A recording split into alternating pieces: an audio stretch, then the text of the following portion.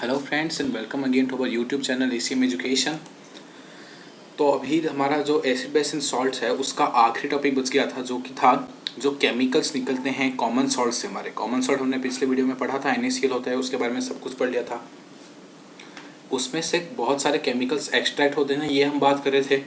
तो वो जो कुछ इंपॉर्टेंट केमिकल्स उससे जो एक्सट्रैक्ट किए जाते हैं वो कैसे किए जाते हैं, उनका प्रोडक्शन, उनकी प्रॉपर्टीज़ वो क्या है, उनके बारे में इस वीडियो में बात करेंगे। ठीक है, तो ये देखने में टॉपिक तो बहुत थोड़ा लेंदी है बाकी टॉपिक से, तो इसमें ज़्यादा समझाने लायक कुछ है नहीं। ठीक है, सिर्फ कॉमन बातें, थोड़े बहुत डेफिनेशन है, एक दो प्रॉपर्टीज़ है, बस आपको याद रखने की चीज़ें ज़्यादा है, समझने वाली कम है। ठीक है, तो इस टॉपिक को क्विकली हम कवर करेंगे। ठीक है, तो सबसे पहला केमिकल के बारे में बात करते हैं, जो है हमारा क्या, सोडियम हाइड्रोक्साइड। सोडियम हाइड्रोक्साइड का कॉमन नेम क्या है, कॉस्टिक सोडा। ठीक है, इसका फॉर्मूला NaOH। इसके प्रोडक्शन के बारे में बात करते हैं, ये इसकी डेफिनेशन और उसकी कॉमन बातें थी।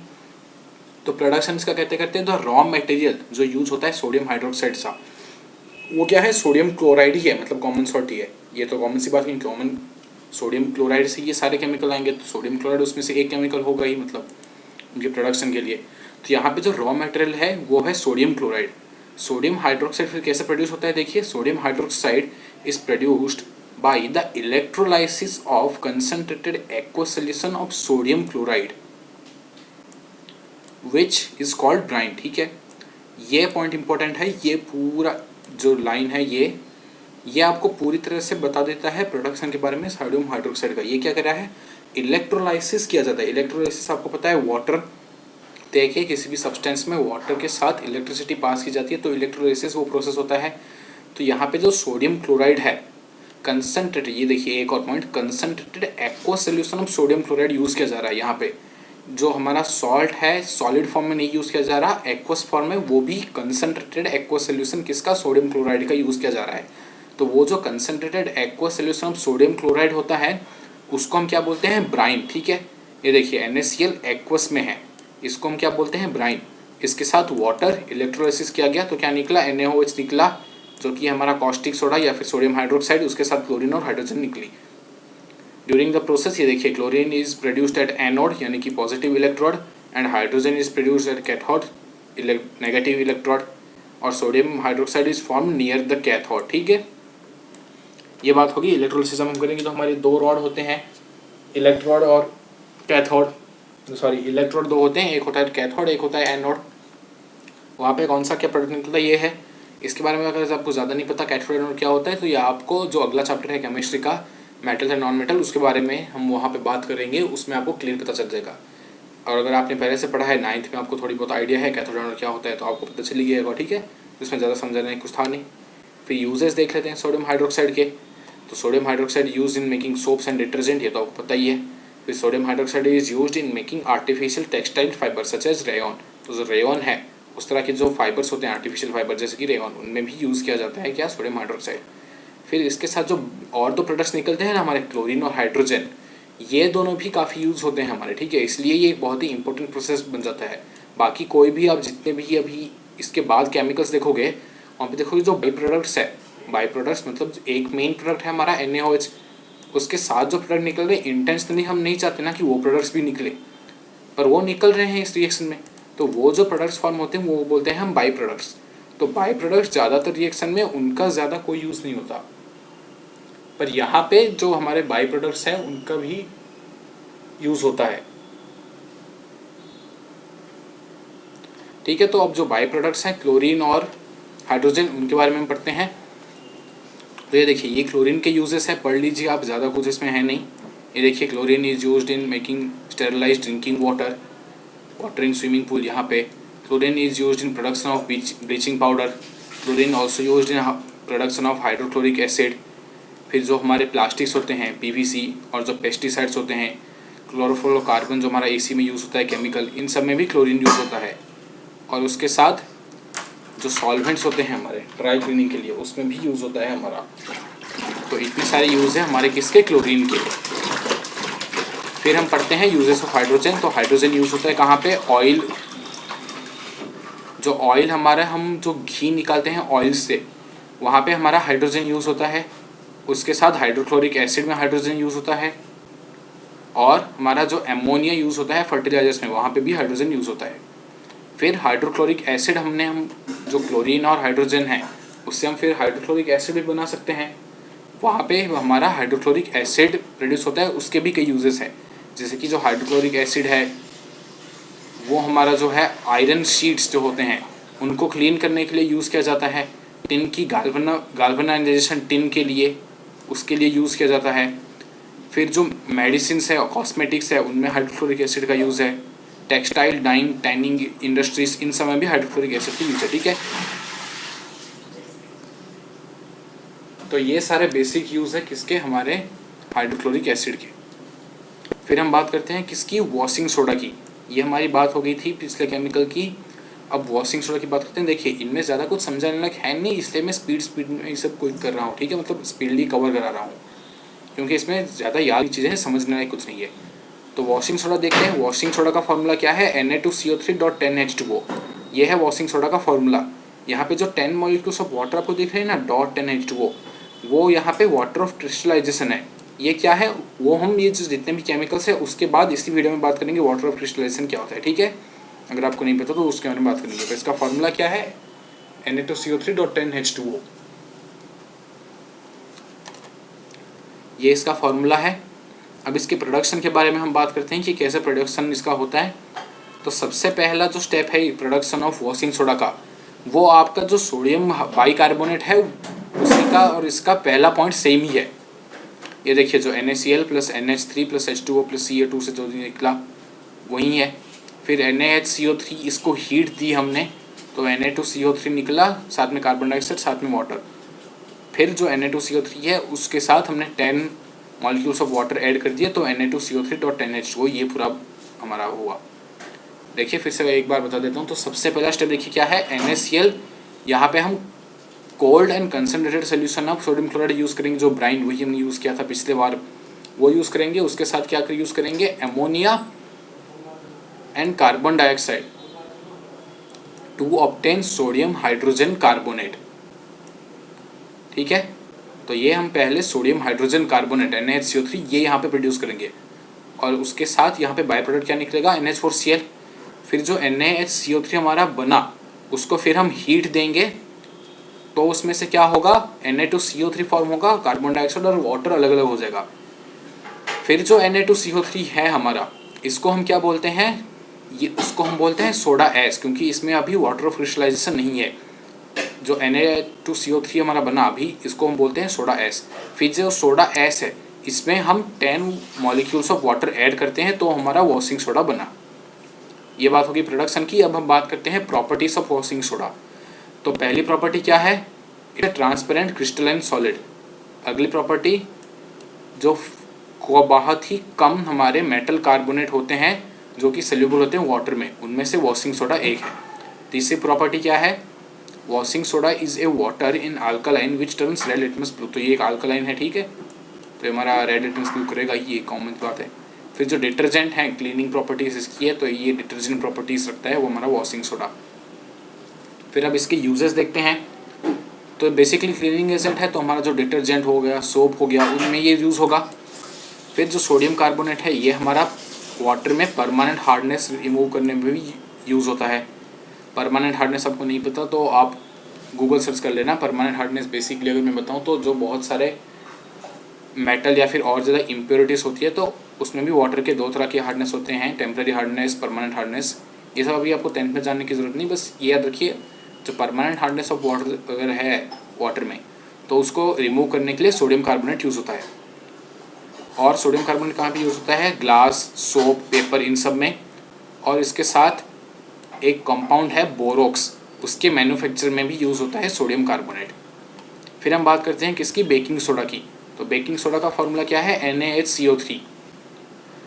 तो ये आपको कुछ लग रहा होगा कि ये तो हमने पहले बना था। ये देखिए अभी जो वॉशिंग सोडा हमने पढ़ा था इसका जो पहला स्टेप था प्रोडक्शन का, उसमें तो हमारा NaHCO3 बन रहा था ना, तो इसका भी प्रोडक्शन वही सेम है। ये देखिए वही NaCl कोल्ड कंसनट्रेटेड यानी कि ब्राइन, उसके साथ अमोनिया, वाटर और कार्बन डाइऑक्साइड, NaHCO3 + NH4Cl, यही वही स्टेप है, ठीक है, जो वॉशिंग सोडा का था। यहीं से ही हमारा बनता है बेकिंग सोडा। तो प्रोडक्शन तो यहीं पर इसकी बात खत्म हो गई। अब इसकी बात करते हैं प्रॉपर्टीज़ की। तो प्रॉपर्टीज़ क्या है सोडियम हाइड्रोजन कार्बोनेट की अभी हम देखते हैं। तो ये एक वाइट क्रिस्टल है और ये सोल्यूबल है किसमें, वाटर में। ये माइल्ड और कोरोसिव बेस है, ठीक है, ज़्यादा मतलब स्ट्रॉन्ग बेस नहीं है, माइल्ड बेस है, पर एक नॉन कोरोसिव बेस है। इसकी जो कोरोसिव प्रॉपर्टी है वो इसकी नहीं है। फिर अगर हम इसको हीट दें तो क्या होता है, ये हम पढ़ते हैं। तो अगर हम बेकिंग सोडा को हीट दें तो सोडियम कार्बोनेट बनता है, उसके साथ कार्बन डाइऑक्साइड और वाटर निकलता है। तो इसमें ऐसा क्या इंपॉर्टेंट है ये देखते हैं। ये तो हमारा यही लिखा हुआ है, यहाँ पे क्या हुआ, इसका इंपॉर्टेंस क्या है देखिए। The above reaction take place when sodium hydrogen carbonate, यानी कि जो बेकिंग सोडा है, is heating for cooking food. तो हम फूड में यूज़ करते हैं, आपको पता है बेकिंग सोडा। तो वहाँ पे जब हम बेकिंग सोडा को कुकिंग में यूज़ करते हैं तो ये रिएक्शन होता है। तो जो कार्बन डाइऑक्साइड वहाँ से निकलती है ना, वो हमारी यूज़ होती है किसी भी जो हम मतलब जैसे केक हो गया और भी जो प्रोडक्ट्स में हम जो यूज़ करते हैं उसको, मतलब फूड को ज़्यादा फुलाने के लिए, या फिर वहाँ पे अगर हमें ईस्ट ग्रो कराना है तो हम कार्बन डाइऑक्साइड यूज़ करते हैं। तो इसीलिए हम जो बेकिंग सोडा है वो यूज़ करते हैं, ठीक है। ये देखिए, since hydrogen carbonate gives carbon dioxide on heating, it is used as a consistent of baking powder to accelerate the dough. तो हम बात कर रहे थे डो को अगर एक्सेलरेट करना हो किसी भी केक में या फिर किसी भी डो को, तो हम यूज़ करते हैं। और इसके साथ साथ जो हमारी ड्रिंक्स होती हैं, जिसमें मतलब सोडा ड्रिंक्स जो टाइप की हो गई आपकी, जिसमें कार्बन डाइऑक्साइड फिल की जाती है, उसमें भी ये यूज़ होता है ये रिएक्शन, ठीक है। फिर इसकी यूजेस के बारे में बात करते हैं। तो ये एक एंटासिड की तरह काम करता है क्योंकि एक माइल्ड नॉन कोरोसिव बेस है।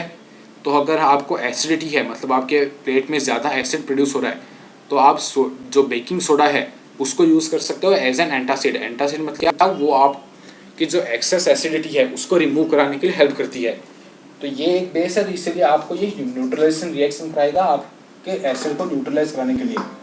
और ये हम क्यों इनटेक कर सकते हैं हमारे बॉडी में, क्योंकि एक माइल्ड बेस है और नॉन कोरोसिव बेस है, ठीक है। उसके साथ और क्या यूज़ है, ये बेकिंग पाउडर जो है उसमें यूज़ होता है। तो बेकिंग पाउडर कैसे होता है ये देखिए। तो बेकिंग पाउडर क्या आप देखते हैं, baking powder is a mixture of baking soda and a mild edible acid such as tartaric acid.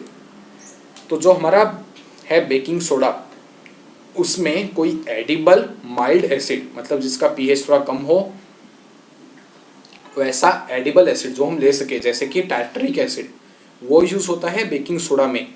तो हमारा बेकिंग पाउडर बनता है। ये उसका रिएक्शन है, ये देखिए Na+ आयॉन्स निकल रहे हैं, कार्बन डाइऑक्साइड वाटर निकली है, कार्बन डाइऑक्साइड आयॉन, हमारा जो कार्बन डाइऑक्साइड है ये फिर यूज़ होता है हमारा उनमें, मतलब जो डो को एक्सेलरेट करना है वहाँ पे ये कार्बन डाइऑक्साइड यूज़ होता है।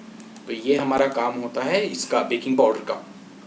अभी तीसरा और आखिरी पॉइंट देखते हैं। तो सोडियम हाइड्रोजन कार्बोनेट और baking soda is also used in fire extinguishers. जो फायर एक्सटिंग्विशर है उसमें हमारा क्या होता है, कार्बन डाइऑक्साइड गैस से हम फायर को बुझाते हैं, ये आपको पता है। तो वहाँ पे ये यूज़ होता है। तो हम अभी देखते हैं जो फायर एक्सटिंग्विशर है, ये देखिए, ये है फायर एक्सटिंग्विशर का मैकेनिज्म। इस पर भी थोड़ी सी नज़र डाल लेते हैं, ये क्या है, किस वे से काम करता है। देखिए, तो ये नोज़ल है जहाँ से हमारा कार्बन डाइऑक्साइड गैस निकलेगी, ये कैप है, ये एक ट्यूब है, यहाँ पे एक थ्रेड जिसमें टेस्ट ट्यूब लगा है, नीचे एक सोल्यूशन है। तो यहाँ पे क्या हो रहा है ये क्विकली हम देखते हैं, ये देखिए। तो यहाँ पे जो नीचे, यहाँ पे सोडियम हाइड्रोजन कार्बोनेट सोल्यूशन रखा हुआ है आपका, ठीक है। तो अभी अगर हम इसको किसी भी एसिड से मिला देंगे तो कार्बन डाइऑक्साइड गैस इवॉल्व होगी आपकी। तो यहाँ पे क्या किया हमने, एक थ्रेड की और एक ट्यूब, टेस्ट ट्यूब की मदद से हमने डाइल्यूट सल्फ्यूरिक एसिड यहाँ पे रख दिया ऐसे। अब जहाँ तक हम इस थ्रेड को नहीं खींचते हैं तो ये डाइल्यूट एसिड इसमें, डाइल्यूट सल्फ्यूरिक एसिड इसमें जाके नहीं मिलेगा, तब तक यहाँ पे कोई रिएक्शन नहीं होगा। फिर हम जब इस थ्रेड को पुल करेंगे तो क्या होगा, ये जो डाइल्यूट सल्फ्यूरिक एसिड है ये इसमें जाके मिल जाएगा, तो कार्बन डाइऑक्साइड गैस इवॉल्व होगी जो कि यहाँ से नोजल थ्रो से आएगी, जो कि हम फायर एक्सटिंग्विशर के लिए यूज़ करते हैं। तो ये बात हो गई फायर एक्सटिंग्विशर की भी, ठीक है।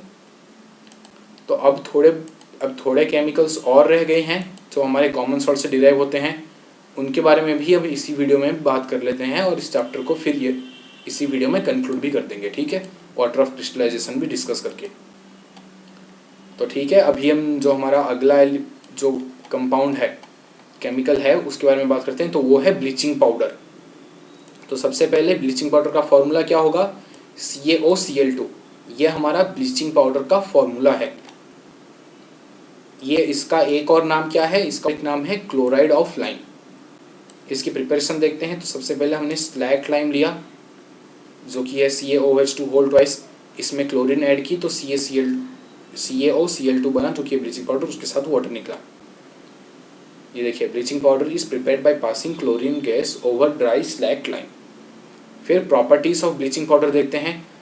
तो ब्लीचिंग पाउडर इज जो ब्लीचिंग पाउडर है ये एक वाइट पाउडर है जो कि स्ट्रॉन्ग स्मेल ऑफ क्लोरीन देता है। ये तो बताइए फिजिकल प्रॉपर्टी है इसकी ये। उसके साथ ये सल्यूबल है किसमें, कोल्ड वाटर में। A small insoluble portion always left behind in the lime present in it. ठीक है, तो ये हालांकि कोल्ड वाटर में सल्यूबल है पर एक स्मॉल पोर्शन इनसल्यूबल रह जाता है आपका, क्योंकि इसमें लाइम प्रेजेंट है।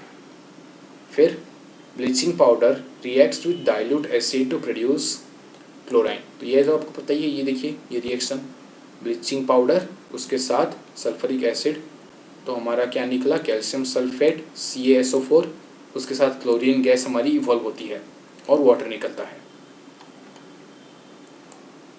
तो यहाँ पे देखिए जो हमारा जो ये देखिए ये भी एक इम्पोर्टेंट पॉइंट है, इसके बारे में डिस्कशन करते हैं। The chlorine produced by the action of dilute acid on bleaching acts as a bleaching agent. तो हम जो ब्लीचिंग एजेंट जो हमारा है ना किसी भी ब्लीचिंग पाउडर में, हम ब्लीचिंग पाउडर का बेसिक यूज़ क्या है, ब्लीचिंग एजेंट है वो एक।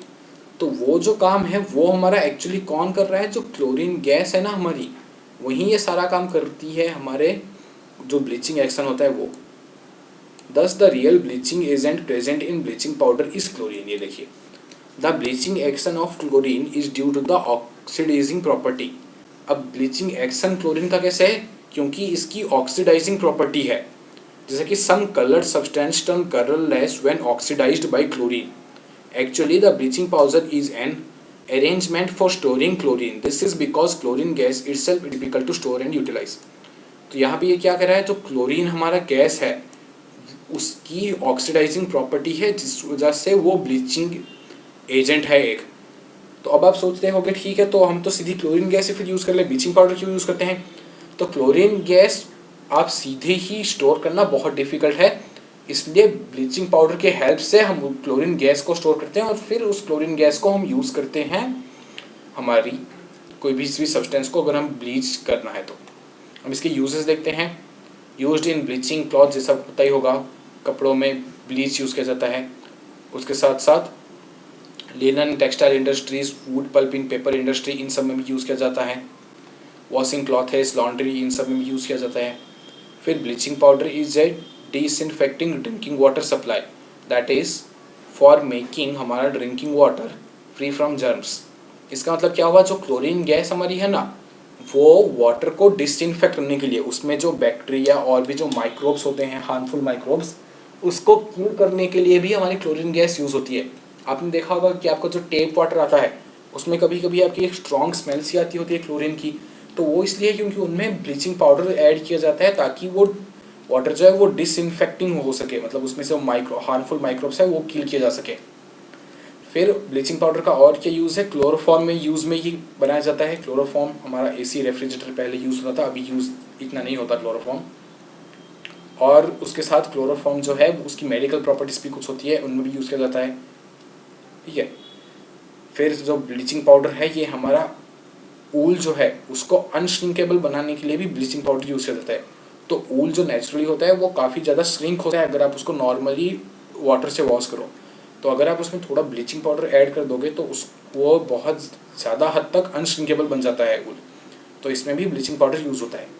उसके साथ साथ ये एक ऑक्सीडाइजिंग एजेंट भी है, जैसा हमने बात कर ही रही थे हम उस पहले रिएक्शन में, जो हमने रिएक्शन पढ़ा था हमारा H2SO4 के उसके साथ, वहाँ पर हमने देखा कि एक ऑक्सीडाइजिंग एजेंट भी है। तो इस वजह से ये काफ़ी केमिकल इंडस्ट्रीज में जहाँ पर किसी ऑक्सीडाइजिंग एजेंट की ज़रूरत पड़े वहाँ पे भी यूज़ होता है। फिर अगला कंपाउंड हमारा है प्लास्टर ऑफ पेरिस। इसका फॉर्मूला क्या है, CaSO4.12H2O। यहाँ पे देखिए .12H2O, यहाँ पे भी हाफ मॉलिक्यूल ऑफ वाटर का क्रिस्टलाइजेशन है। अभी अगर आप कंफ्यूज हो रहे होगे कि हाफ वाटर मतलब आधा मॉलिक्यूल कैसे हुआ, तो वो एक रिलेटिव रेशियो है, मतलब 1 मॉलिक्यूल ऑफ CaSO4 में हमारा हाफ मॉलिक्यूल ऑफ H2 होगा। इसको अगर आप ऐसे कंफ्यूज हो रहे हो तो आप ऐसे भी लिख सकते हो 2CaSO4.1H2O, मतलब हर दो कैल्शियम सल्फेट CaSO4 में एक वाटर मॉलिक्यूल है, इसका कहने का मतलब ये है। ठीक है, तो इसके हम प्रिपरेशन देखते हैं। तो plaster of Paris is prepared from gypsum. Gypsum क्या है, इसका फॉर्मूला है CaSO4.2H2O। अब इसको प्लास्टर ऑफ पेरिस से कंफ्यूज मत करना। प्लास्टर ऑफ पेरिस का फॉर्मूला क्या है, 2CaSO4.1H2O या फिर CaSO4.8H2O। जिप्सम और एक अलग कंपाउंड है जो कि क्या है, कैल्शियम सल्फेट डाइहाइड्रेट, मतलब कैल्शियम सल्फेट तो इसमें है CaSO4, पर उसके साथ साथ उसमें वाटर भी है। कैसा, किस तरह से वाटर है, डाइहाइड्रेट, मतलब दो मॉलिक्यूल है, डाई मतलब टू, दो वाटर मॉलिक्यूल है उसमें, डाइहाइड्रेट। ये है हमारा जिप्सम, इसका फॉर्मूला CaSO4.2H2O। इसमें से हमारा प्लास्टर ऑफ पेरिस यूज होता है। तो कैसे, मतलब यूज तो क्या होता है, मतलब प्रिपेयर होता है हमारा कैसे, ये देखिए। सबसे पहले हमने जिप्सम लिया, उसको 100 डिग्री सेल्सियस में हम हीट करते हैं तो हमारा प्लास्टर ऑफ पेरिस निकल जाता है, उसके साथ 1.5 मॉलिक्यूल ऑफ वाटर निकल जाता है। ठीक है, पर एक मॉलिक्यूल ऑफ जिप्सम में। बस बहुत सिंपल प्रोडक्शन है, कुछ ज़्यादा इसमें है नहीं, सिर्फ आपको 100 डिग्री सेल्सियस में इसको हीट करना है जिप्सम को।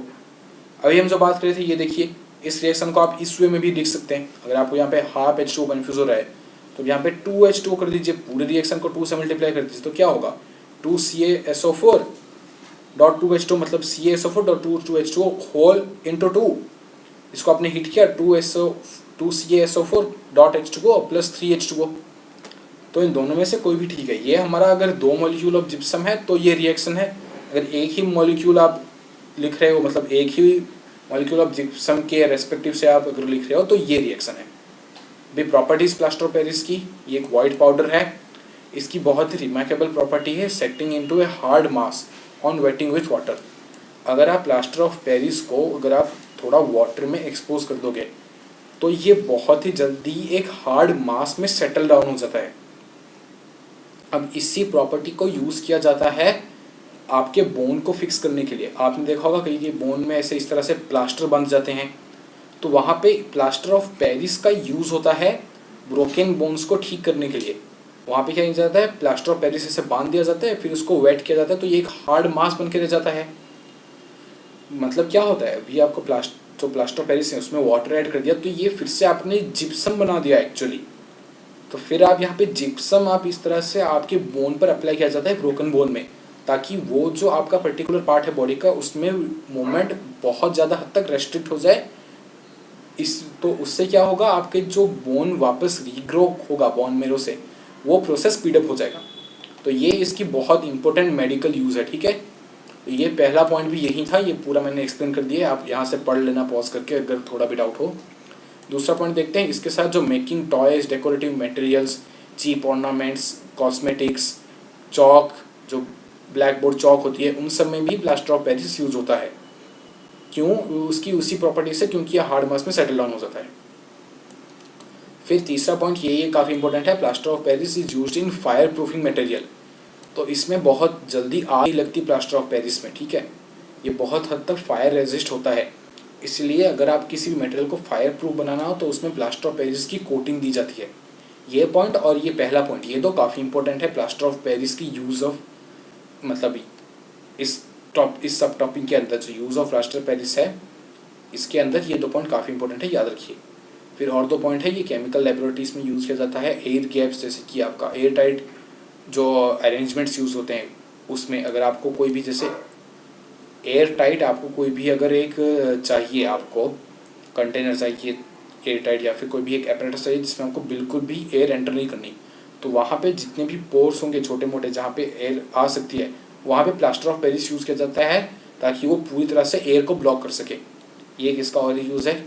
और एक इसका आखिरी यूज़ क्या है, जैसे कि making surfaces like walls of a house, इनमें जो स्मूथ किया जाता है पेंटिंग के दौरान, या फिर ornament designs, ceiling of house, इन सब में भी यूज़ किया जाता है।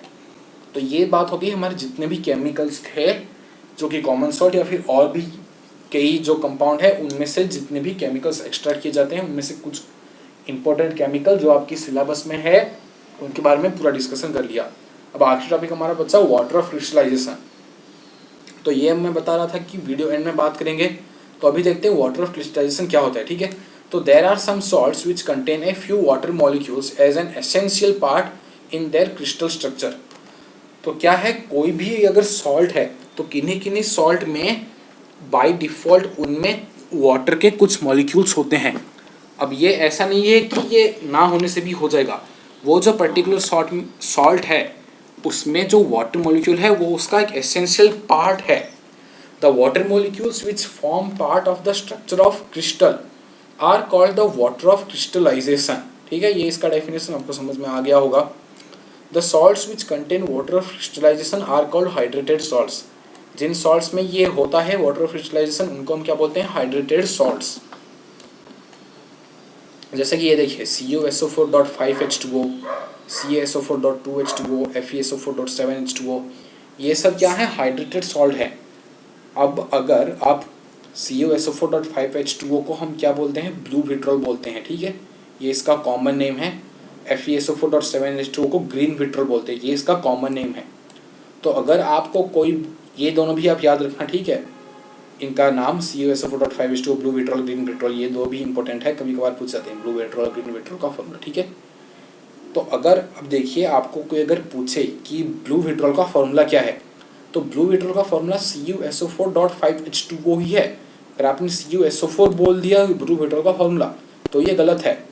ब्लू विट्रॉल का फॉर्मूला ही यही है, मतलब जो कंपाउंड है ब्लू विट्रॉल उसमें एक CuSO4 के मॉलिक्यूल के साथ 5 मॉलिक्यूल्स ऑफ वाटर उसी के क्रिस्टल में है, यही इसका फॉर्मूला है। यहाँ से अगर आपको वाटर आप अलग कर दोगे हीट देके या फिर और भी किसी प्रोसेस से अगर आप वाटर अलग कर दोगे तो फिर ये ब्लू विट्रॉल रहेगा ही नहीं, क्योंकि उसकी जो प्रॉपर्टीज है वो वाटर से ही आती है। ये भी हम अभी बात करेंगे। ये देखिए, it should be noted that the water of crystallisation is a part of crystal structure of the salt, ठीक है। तो ये उसका पार्ट है। Since water of crystallisation is not free water it does not wet the salt. हाँ, ये भी एक पॉइंट है, क्योंकि ये इसका पार्ट है तो इसलिए जो सॉल्ट है वो ऐसा नहीं कि वेट हो जाएगा, वाटर है इसके अंदर, ये वाटर इसके अंदर है, उसी से ये सॉल्ट बना है। अभी इसकी जो काफ़ी प्रॉपर्टीज है जो हाइड्रेटेड सॉल्ट की वो इस वाटर से ही मिलती है। जैसे कि ब्लू विट्रॉल का कलर जो ब्लू है और ग्रीन विट्रॉल का कलर ग्रीन है, ठीक है। इनमें से अगर जो FeSO4.7H2 या फिर CuSO4.5H2O है उनको अगर आप हीट कर दोगे तो उनका जो कलर है वही गायब हो जाएगा। ये देखिए, यही है यही देखिए हमारा जो आखिरी टॉपिक था, action of heat on hydrated salt. ये देखिए जो हमारा ब्लू विट्रॉल था, हाइड्रेटेड कॉपर सल्फेट, ये देखिए इसका कलर ब्लू है, इसको अगर आप हीट कर दोगे तो क्या बनेगा, एनहाइड्रस कॉपर सल्फेट। एनहाइड्रस क्यों, क्योंकि इसमें कोई भी वाटर नहीं है, इसलिए एनहाइड्रस, कोई भी वाटर मोलिक्यूल नहीं है, इसलिए एनहाइड्रस कॉपर सल्फेट। इसके साथ ये देखिए जो 5 मॉलिक्यूल्स ऑफ वाटर था वो अलग हो गया, तो इसका कलर अभी क्या हुआ, ब्लू से वाइट हो गया। तो इसका जो ब्लू कलर था वो इस वाटर की वजह से ही था, ये वाटर चला गया तो ये ब्लू कलर भी चला गया। फिर अगर आप इस एनहाइड्रस कॉपर सल्फेट को वाटर ऐड कर दोगे या फिर इसको ऐसे ही मॉइस्चराइज्ड कंडीशन में एक्सपोज करके छोड़ दोगे तो वापस इसमें से वाटर अपने आप ऐड हो जाएगा और ये फिर से ब्लू हो जाएगा, ठीक है। तो ये एक एक्सपेरिमेंट किया गया था जिससे हमें पता चलता कि ये जो हाइड्रेटेड सॉल्ट हैं उनमें वाटर जो क्रिस्टलाइन में होता है उसकी इंपॉर्टेंस क्या है। तो यहाँ पे ये पूरा चैप्टर कंक्लूड होता है। आई होप आपको पूरा चैप्टर समझ में आया हो। तो फिर अब हम पैरेलली तो मैथ चल भी रहा है, फिजिक्स भी हम प्लान में है कि फिजिक्स स्टार्ट कर दें, तो केमिस्ट्री भी अगले जो चैप्टर्स हैं 4, 5 वो भी हम पढ़ाएंगे थोड़े ब्रेक के बाद। फिलहाल इन 2 चैप्टर को आप रिवाइज कीजिए, इसके क्वेश्चंस आप कीजिए। मिलूंगा आपको अगले वीडियो में, तब तक के लिए बाय।